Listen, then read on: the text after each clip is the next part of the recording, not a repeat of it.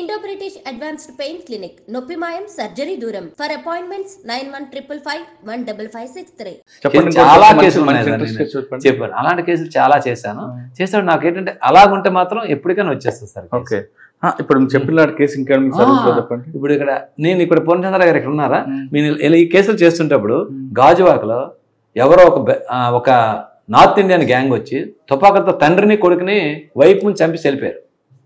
బంగారం రోబే తలార్వానిపాలెం అని ఉంది ఇక్కడ.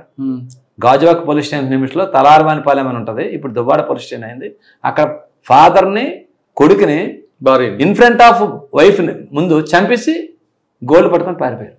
ఆ కేసు అక్కడ వచ్చిన తర్వాత భార్యని కూడా చంపారు. భార్యని చంపలే, ఇంట్లోకి వెళ్ళారు, వెపన్లు చూపించారు. కమాన్ ఆడు హిందీలో మాట్లాడుతూ దేవో అని చెప్పేసి వచ్చిరాని తెలుగులో మాట్లాడి వాళ్ళ దగ్గర ఉన్నవన్నీ లాక్కున్నారు. లాక్కున్న తర్వాత వీళ్ళు కొద్దిగా ఈ చనిపోయిన ఫాదరు కొడుకు ఇంకో కొడుకు కూడా ఉన్నాడు. ఈ కొడుకును ఈ ఇద్దరు కొడుకులు రివోల్ట్ అయ్యారు. కదా రివోల్ట్ అయినప్పటికీ ఫెస్టల్ తోటి కొట్టిస్తాడు. తండ్రి కొడుకు స్పాట్ డెడ్ ఇంట్లో పట్టుకెళ్ళిపోయారు. ఆ కేసు ఉండేటప్పుడు నువ్వు ఎక్కడ ఉండద్దు, నువ్వు గాజువాక్ జాయిన్ అవ్వచ్చు కానీ అప్పుడు గాజువాక్ నాకు పోస్టింగ్ ఇచ్చారు సిఐగా. అక్కడికి వెళ్ళి చెప్తే మీరు నమ్మరు sir, after 1 year that gang caught. ఎలాగంటే ఇంక అప్పటి నుంచి ఒక టీం పెట్టుకున్నాం, ఫోన్ పెట్టుకొని ఇంకా వెరిఫై చేస్తూనే ఉన్నాం.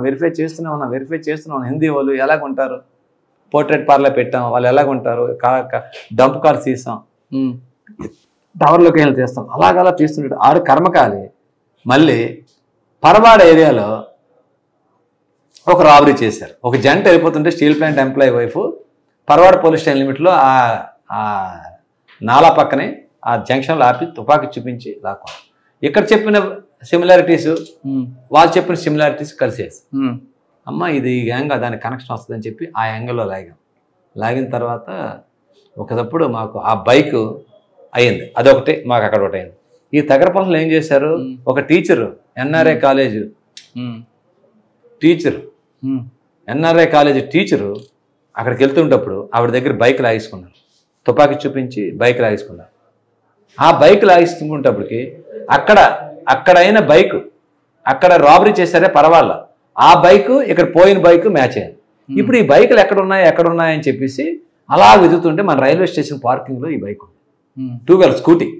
ఈ స్కూటీ ఉంది, ఈ స్కూటీ మీద అఫెండ్ చేస్తారు. వాళ్ళు హిందీ వాళ్ళే, వీళ్ళు హిందీ వాళ్ళే, మనకు అక్కడ డబల్ మర్డర్ చేసింది కూడా హిందీ వాళ్ళని. మా బాగా వచ్చేసి మేము అక్కడ రైల్వే స్టేషన్ జంక్షన్ దగ్గర మా టీంని ఏం చేసాం, టీములు పెట్టి 2 రోజులు వాచ్ చేసాం. ఒకరోజు సాయంత్రం బండి పట్టుకున్నారు. వచ్చి బండి కోసం వచ్చారు, చుట్టుముట్టాం, ఫైర్ ఓపెన్ చేశాడు. సిటీలో వైజాగ్ రైల్వే స్టేషన్లో దట్ ఫెలోస్ ఓపెన్ ఫైర్. ఇంకా వెంటనే సెట్ అలర్ట్ చేస్తే వెంటనే ఒక నొదలలేదు, ఒకటి పట్టించుకున్నాం. తర్వాత చేసి తర్వాత వాళ్ళు పట్టుకున్నాం. ఆఫ్టర్ 1 year ఆ గ్యాంగ్ని పట్టుకున్నాం. ఎందుకండి వీళ్ళని చంపారు? బంగారం కోసం సార్. ఎలా తెలిసింది వీళ్ళింట్లో బంగారం ఎంత ఉందని? ఎమ్మో ఏం లేదు, తాగేసి వెళ్ళిపోవడం, ఎక్కడ దొరుకుతాలని రాబరీ చేయడం. దగ్గర 12 రాబరీ కేసులు డిటెక్ట్ అయ్యాడు. ఎక్కడ వాళ్ళంతా యూపీ. అందులోకి సిఏఎస్ఎఫ్ కానిస్టేబుల్ నీరజ్ కుమార్ అని చెప్పేసి అందులో గ్యాంగ్ మాస్టర్. అక్కడి నుంచి కుర్రాన్ని తీసుకురావడం, ఇక్కడ ఎఫ్ఐఎల్ చేయించడం. యూపీ నుంచి యూపీ వాడు ఇక్కడ మన పోర్ట్లో సిఎస్ఎఫ్లో పనిచేసేవాడు సార్. చేసుకుంటూ ఒక ఇంట్లో ఉండేవాడు, పోర్ట్ క్వార్టర్స్లో ఉంటూ అక్కడి నుంచి ఫ్రెండ్స్ని తీసుకురావడం, ఇలాంటి పనులు చేస్తుండేవాడు. అది ఒక గ్యాంగ్. అదే మంచి ఆఫ్టర్ 1 year దొరికింది. గాజువాక దగ్గరికి వచ్చారు. నేను గాజువాక తర్వాత ఎంఈపీ పోలీస్ స్టేషన్కి వచ్చాను. అక్కడ కొన్ని రోజులు చేశాను. తర్వాత 3 town సార్. ఎంఈపీలో కొద్ది రోజులు చేశాను సార్. 3 town ఇచ్చారు సార్. అప్పటికి శివధర్ రెడ్డి గారు కమిషనర్, పూర్ణచంద్ర గారు వెళ్ళిపోయారు, శివధర్ రెడ్డి గారు వచ్చారు. 3 townలో నేను ఉండేటప్పుడే హుదూద్ వచ్చింది సార్. బాగా అటాక్ ఎక్కడ ఇచ్చిందంటే, నేను డైరెక్ట్గా హుదూద్లో రోడ్డు మీద ఉండి ఫస్ట్ ఒక స్ట్రోక్ వచ్చింది మనకి. తర్వాత సాయంత్రం మళ్ళీ వచ్చింది. ఆ మధ్యలో బాగా బీచ్లో వెళ్ళిపోండి, మాట వినండి, మళ్ళీ వస్తుంది. కలెక్టర్ గారు చెప్పారు, సిపి గారు చెప్పారు, మళ్ళీ వస్తుంది, ఫోన్లో పని చేయట్లేదు. నా బండి పట్టుకొని తిరిగి మొత్తం అందరినీ చేశాను. అదొకటి డైరెక్ట్గా ఫేస్ చేశాను. ఆ రాత్రి అయిన తర్వాత ఉదయం సీఎం గారు వస్తున్నారు, మీరు అందరు చేయండి, ఒకరికొకరు ఫోన్లు లేవు, మా స్టాఫ్ని పిలిపించడం. అదొక మంచి ఎక్స్పీరియన్స్ నాకు. తర్వాత అంటే ఎంబీపీ తర్వాత 3 town చేశాను. 3 town తర్వాత మళ్ళీ పిఎం పాలెం వెళ్ళాను. ఇక్కడికి ఈ పిఎం పాలెంలో అప్పుడు అతుల్ సింగ్ గారు కమిషనర్ గారు ఉండే, ఆయన వేశారు. ఇక్కడ కొన్ని రోజులు చేశాను సార్. చేసిన తర్వాత అమిత్ గారు వచ్చారు, సిపి గారు. సార్ కూడా అప్పుడు ఐఎఫ్ఆర్ అయింది, అదేంది సార్ నేను ఎక్కువ రోజులు చేశాను, నాకు ఇంకా వెళ్ళిపోతానని చెప్పి అడిగి మరీ ఇక్కడి నుంచి. ఎక్కడికి వెళ్ళారు? నేను అక్కడ నుంచి వెళ్ళిపోయి సిఐడికి వెళ్ళిపోయాను సార్. ఎంతకాలం సిఐడి అండి సార్? సిఐడిలో ఒక 2 years చేశాను సార్. అంటే వైజాగ్ సిఐడి. వైజాగ్ సిఐడి. తర్వాత అంటే తర్వాత సిఐడి వెళ్ళిపోయిన తర్వాత మళ్ళీ ఇంటెలిజెన్స్కి వెళ్ళాను సార్. ఇంటెలిజెన్స్కి వెళ్ళిన తర్వాత ప్రమోషన్ వచ్చింది. ముందు ఇంటెలిజెన్స్కి వెళ్ళాను, తర్వాత సిఐడికి వచ్చి సిఐడిలో ప్రమోషన్ వచ్చి మళ్ళీ డిఎస్పీగా కూడా ఇంటెలిజెన్స్లో చేశారు. ఓకే. ఇక్కడ చేసి ఇంటెలిజెన్స్లో ఉంటుండగా మళ్ళీ ఇక్కడికి law and order transfer. PM Palem అంటే ముందు అనకాపల్లి చేశాను ఒక 6 months. మొన్న ఎలక్షన్ అయిన తర్వాత ఇక్కడికి వచ్చి. ఓకే సార్, సిఐడిలో ఏమైనా మంచి కేసులు ఉన్నాయండి? సిఐడిలో కేసులు ఉన్నాయి కానీ ఇంకా అది ఫైనలైజ్ చేయలేదు సార్. అంతా అందులో వింగ్స్ ఉంటాయి మాకు. మీదే వింగ్ అండి? ఫైనాన్షియల్ ఫ్రాడ్ వింగ్ ఉంది. ఓకే. అది కొంచెం ఏంటంటే ఈఓడబ్ల్యూ ఎకనామిక్ అఫేర్స్ అని, అది లెంతీ ఇన్వెస్టిగేషన్, ప్రాపర్టీ సీజ్ చేయడం, చాలా కేసులు నాకు చేశాను, ఎక్కువ కేసులు చేశాను. కానీ ఇండివిజువల్గా ఫైనలైజ్ చేసి నేనంటూ చేసింది ఏం లేదు. ఆ ప్రాసెస్ అయితే ముందు తీసుకెళ్ళి. అనకాపల్లిలో ఏమైనా గుర్తుందా ఏమన్నా? అనకాపల్లిలోనంతా ఎలక్షన్ ప్రాసెస్ సార్. అనకాపల్లిలో చాలా గట్టిగా చేశాను ఎలక్షన్ విఐపి మూమెంట్లో, ఇదే అదే అన్ని. అక్కడ మొన్న మాత్రం చిన్న ఇన్సిడెంట్ ఏంటంటే, అక్కడ ఎక్స్ డిప్యూటీ సీఎం గారు బూడిముత్యాల నాయుడు గారు అదే గ్రామంలో మన ఎంపీ గారు సీఎం రమేష్ గారు వెళ్తేప్పుడు చిన్న రప్చర్ అయింది.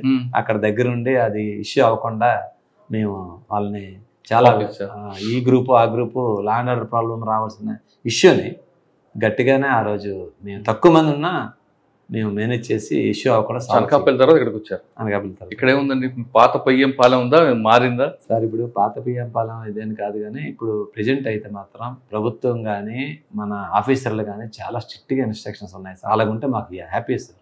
ఎవరికి భయపడవలసిన పని లేదు, ఎవరికి చేయక్కర్లేదు.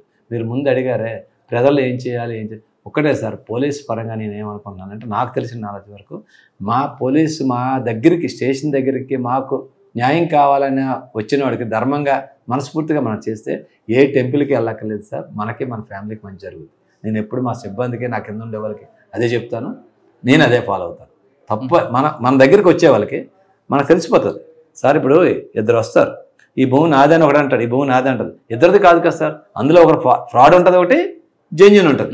ఫ్రాడ్ ఏదో జెన్యూన్ ఏదో మనం ఎస్టాబ్లిష్ చేయాలి సార్. కానీ ఎక్కువగా ఇక్కడ సివిల్ డిస్ప్యూట్స్ ఎక్కువ ఉంటాయి కదండి. సివిల్ డిస్ప్యూట్స్ ఉంటాయి సార్, అవన్నీ కామన్ జరుగుతుంటాయి. ఇక్కడ ఎలాగంటే సార్, సివిల్ డిస్ప్యూట్స్ మీరు ఉంటారు, మీరు ఏదో ఒక 15 సంవత్సరాలు 20 సంవత్సరాల ముందు ఒక ల్యాండ్ కొనుక్కొని అమెరికాలోనో ఎక్కడో లండన్లోనో ఉంటారు. మీరు మీ ల్యాండ్ ఉన్నది అనుకుంటారు, మీరు అన్నీ బాగానే ఉంటాయి. ఒక 1 fine day ఎవడో వస్తారు, ఇక్కడ బ్రోకర్స్ ఎవరు తయారవుతారు, వాళ్ళ పిల్లల దగ్గరికి వెళ్తారు. పిల్లల దగ్గరికి వెళ్ళి ఏం చేస్తాడు, బాబు మీ రెవెన్యూ రికార్డులు చూస్తారు. ఏముంటుంది సార్, ఈ పోలీస్ స్టేషన్ బిల్డింగ్ కూడా రెవెన్యూ రికార్డులో ఎవరిదో ఇక్కడ లోకల్ పేరే ఉంటుంది, కానీ ఆల్రెడీ మారిపోతుంది కదా. పిల్లల దగ్గరికి వెళ్ళి ఒక డాక్యుమెంట్ రాయి, నువ్వు కొన్ని అంటే తండ్రి కొనుక్కొని అమెరికాలో ఉన్నాడు, తండ్రి అమ్మినాడు, కొడుకు దగ్గర కొనుక్కొని వచ్చి ల్యాండ్లోకి వెళ్ళిపోతాడు. అదే సార్, నేను రెవెన్యూ వాళ్ళు ఏమంటారు సార్, ఎంఆర్ఓ గారి దగ్గరికి ఈ ల్యాండ్ ఎవరి పేరు మీద ఉంది, మురళీ గారు కొనుక్కున్నాను నేను, మీరు ల్యాండ్ ఎవరి పేరు మీద ఉందా కాదని మీరు అడిగారంటే, మాది అప్పలరాజు గారి పేరు మీద ఉందని మీకు తెలుస్తుంది. ముందు అడిగే మీరు లెటర్ పెడతారు, yes as per our revenue record this land source ఏమని వాళ్ళు ఇస్తారు. సార్ మీరు రెవెన్యూ వాళ్ళు వెరిఫై చేసుకున్నాం సార్, అన్ని కరెక్ట్ చేసుకుని ఇక అసలైన వారసుల దగ్గర కొన్నా. కొన్ని అమ్మినోడు తెలుసు, మా నాన్న అమ్మేసాడండి, నాకు అమ్మేసిన తర్వాత డబ్బులు వస్తుంది కదా, 2-3 లక్షలు ఇస్తారు, ఇచ్చేసి ఒక సంతకం పెట్టమంటారు అంతే అనేసి దాంట్లోకి వెళ్ళి ఫైట్ చేయడానికి వెళ్తారు.